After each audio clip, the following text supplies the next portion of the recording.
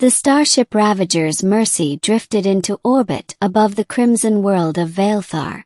Its hull was blackened with plasma scars, the emblem of the Terran Expeditionary Corps still faintly visible beneath carbon scoring. It was a human ship, or what remained of one. Inside its cargo hold, bound in adaptive chains forged from nanocarbon, sat Captain Elias Voss, the last survivor of his crew. The air was cold, heavy with metallic tang and the scent of old blood. The guards who escorted him were Vaeltharians, a species humans only knew from legends and battlefield encounters. Pale as moonlight, tall, elegant, and unervingly still. Their red eyes glowed faintly, like embers hidden behind glass. The Vampire Empire, humans called them. Elias stared at the crimson planet below. "So that's your home," he muttered. His voice was dry but steady. "Can't say it looks welcoming." One of the guards hissed a word that roughly translated to silence, "Pray." Another jabbed his arm with the butt of an energy pike. Elias smiled grimly. Still not broken. But he'd been captured after his ship was ambushed along the neutral rift. His crew dead or worse. He'd detonated the reactor to keep their research from enemy hands. That alone should have killed him, but luck, or something else, had other plans. Now he was being delivered as a curiosity to the Vaeltharian court.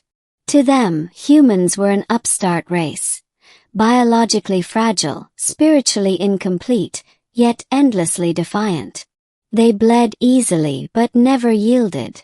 And that made them fascinating. Chapter 1. The Court of Shadows. The Grand Hall of Vaelthar Prime shimmered with opulence and danger. Massive obsidian pillars rose to meet vaulted ceilings studded with veins of bioluminescent crystal. The floor reflected the crimson light of twin suns as if slick with blood. Hundreds of noble Vaeltharians gathered, their long cloaks whispering against the marble.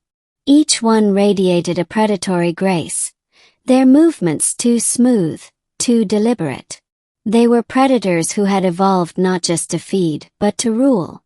At the center sat the throne of veins, and upon it, the Empress Saranth, a being so old her presence distorted the air around her.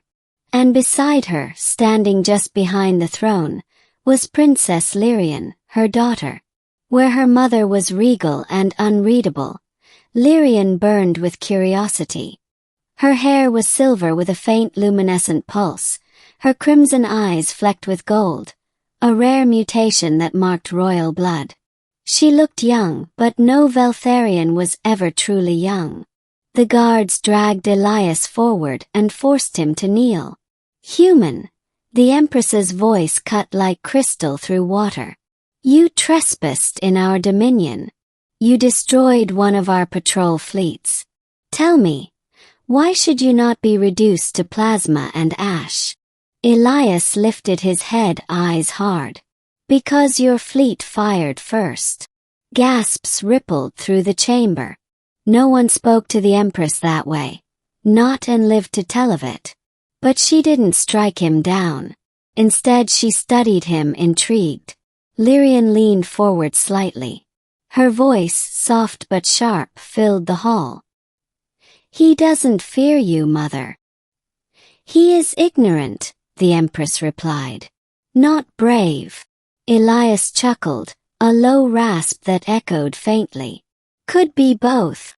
Something shifted in the air, an almost imperceptible tension. Even bound, even surrounded by monsters, the human refused to kneel in spirit. And that, more than his insolence, caught Lyrian's attention. "Tell me your name," she said. "Captain Elias Voss. Terran Defense Corps, 9th Expeditionary Wing. And your rank means something to your kind." "It did," he said quietly. "Before you killed them all." Her expression flickered. Was that guilt? No, curiosity again. "You fight to the end, even when defeat is certain." Elias's jaw tightened. That's what being human means. Chapter 2. The Test of Blood. Days passed. They didn't execute him. Instead, they studied him. Elias was confined in a glass-walled chamber, a mix of prison and laboratory. They monitored his heart rate, his blood composition, his endurance under deprivation. He endured it all in silence. The scientists whispered about anomalies in human physiology, resilience beyond expected thresholds, rapid clotting, mental stability under trauma. Lyrian visited often. Too often. At first she asked questions. About Earth, about his people, about why humans would venture into the dark when so many older species hid from it. He told her, because the dark isn't empty. It's just waiting for someone brave enough to light it. She had never heard a creature speak like that. Her kind conquered worlds because they could. Humans explored them because they must. Soon their talks grew less clinical. She began to bring him real food, not nutrient paste. She watched how he reacted, how he smiled faintly when he saw something familiar.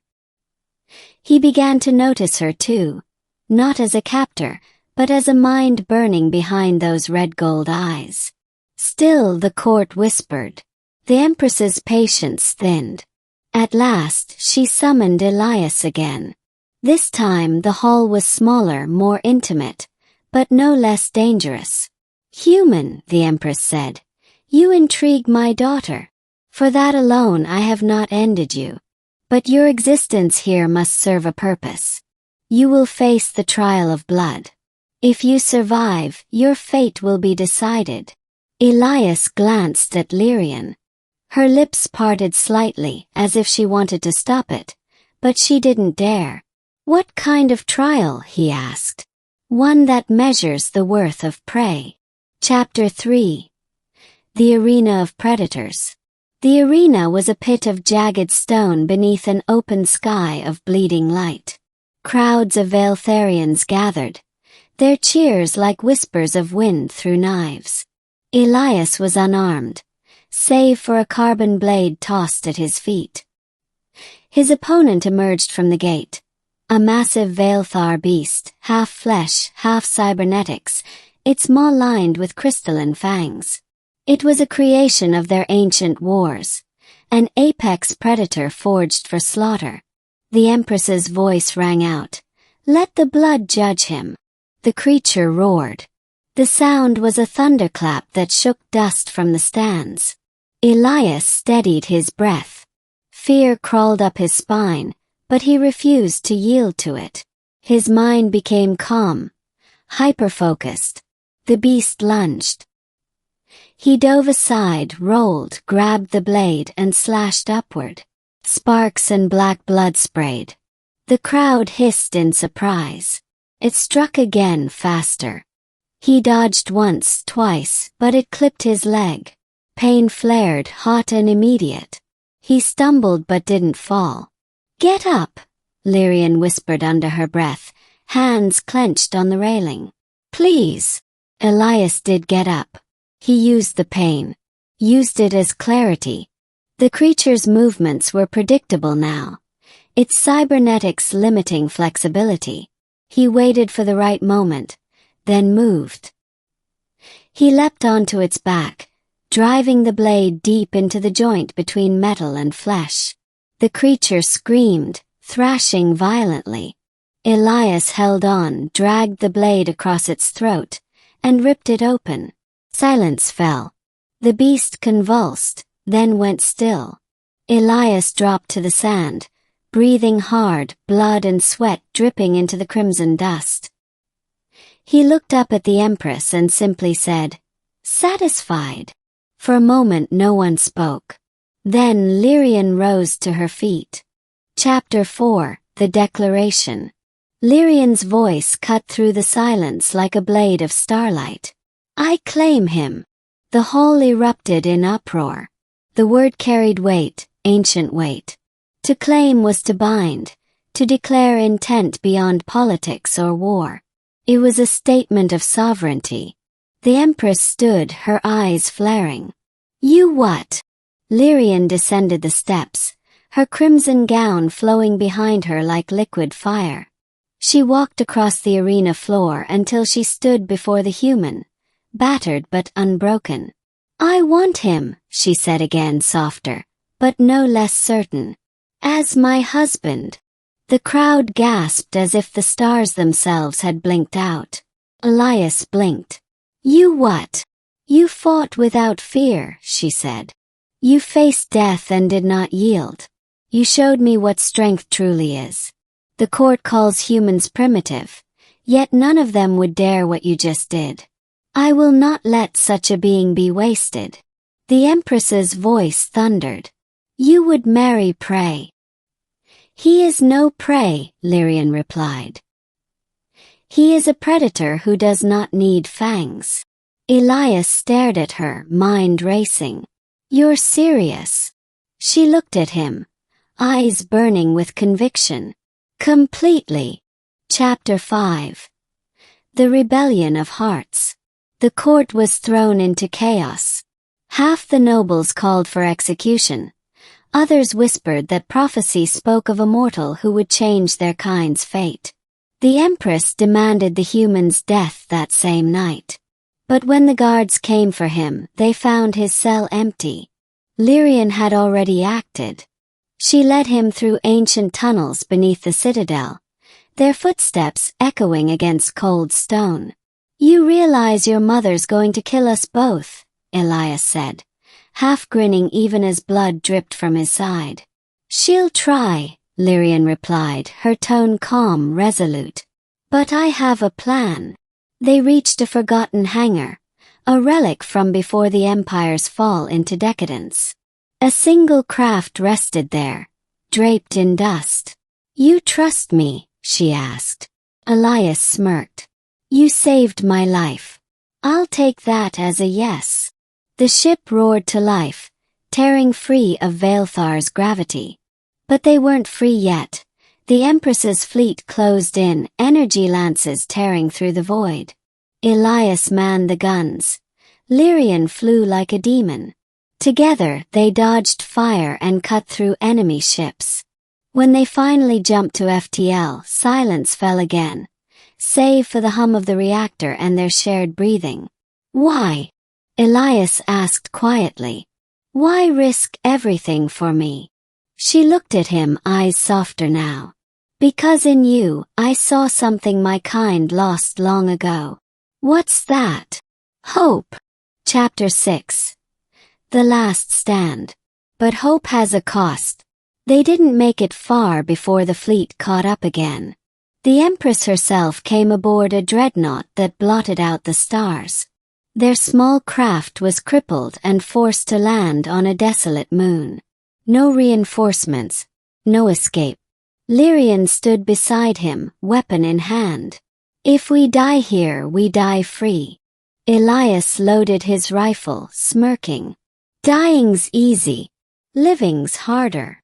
When the enemy broke through the ridge, they fought, not as human and vampire but as one. His precision, her speed. His endurance, her power. They cut through wave after wave, until the ground was slick with blood and dust. At last, the Empress herself descended. Silent, wrathful, magnificent. She looked at her daughter. "You would throw away eternity for a mortal?" Lyrian's voice trembled but did not break. "No, mother. I would earn eternity, by remembering what it means to care." The Empress struck. Lyrian fell. Elias screamed, firing until his rifle melted in his hands. He charged her, knowing it was suicide, but that was the point. And for a heartbeat, just one, something ancient stirred in the Empress's heart. A flicker of the humanity her species had long buried. She stayed her hand. "Enough," she whispered. Epilogue: Blood and Stars. Months later, the stars over Earth shimmered with a new constellation. The Vaelthar banner, reformed not as conquerors but allies. The Empress had declared peace with humanity, citing her daughter's union of blood and fire as the reason. Whether they called it love or legend didn't matter. What mattered was what it represented. In the newly built embassy of the Twin Empires, Elias stood beside Lyrian on the balcony, the stars of two worlds reflecting in her eyes. "You realize," he said, "most humans still think your kind drink blood." She smiled faintly. "And most of mine think yours have no souls." He laughed. "Guess we both proved them wrong." She leaned closer, her hand finding his. "No, Elias. You proved them wrong. You showed them what it means to be human." He looked out at the sky, the faint hum of ships passing overhead. "Funny thing," he murmured. "All I did was refuse to kneel." Lyrian smiled, the kind of smile that could outshine a dying sun. "And that," she said softly, "is why I chose you." As the stars burned bright around them, a new legend began, not of conquest or submission, but of the unyielding spirit that even the oldest empires could not tame. Because in the end, no matter how vast the universe became, one truth remained eternal. Humanity never bows.